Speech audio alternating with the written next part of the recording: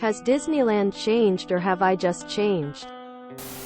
In the early 90s, my dad used to complain that they took the silver fillings from your teeth on the way out. Open mouth smile. It's always been that way. At least for the past 40 years. It's gotten much, much worse. Nowadays, if you don't pay extra for Lightning Lane passes, most of the rides are just not an option. You're just there to sightsee.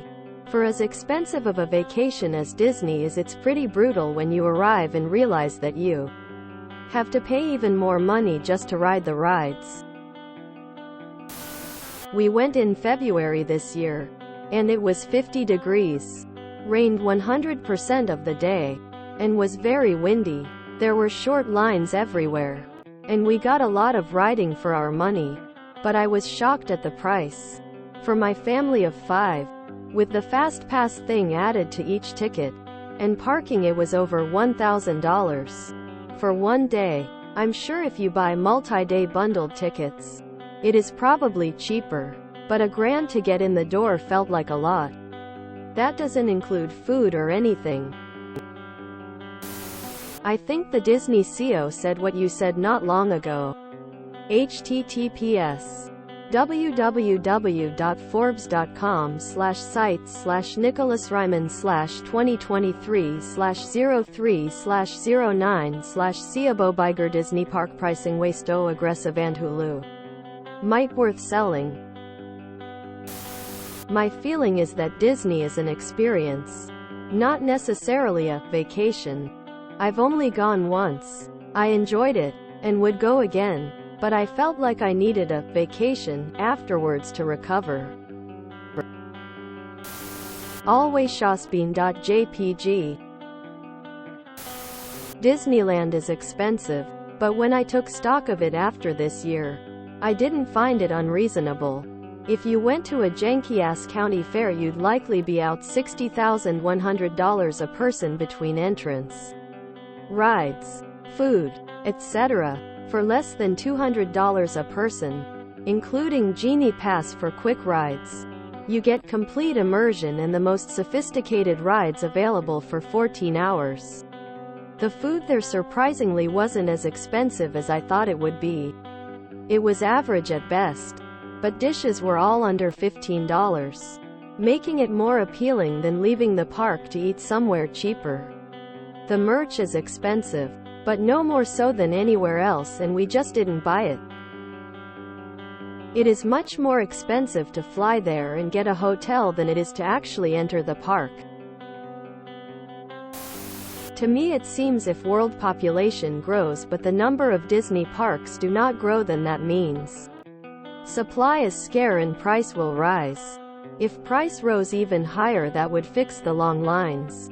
Long lines is sign of not enough supply for demand. Lower the prices and the lines would get longer. Simple economics that Disney is conforming to. The only cure is additional competitor parks with competing charm. Garbage expensive food is kinda everywhere nowadays. I had military tickets the first 2 times I went, and it felt like a bargain. The third and last time I went, paid regular rates, and it felt so incredibly over the top expensive.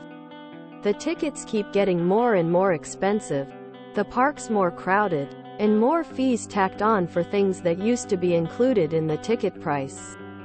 Faster access on some rides, etc. There are rides that are so popular now that unless you spend extra, like, I think $15 per person extra, you have basically zero chance of getting on the ride.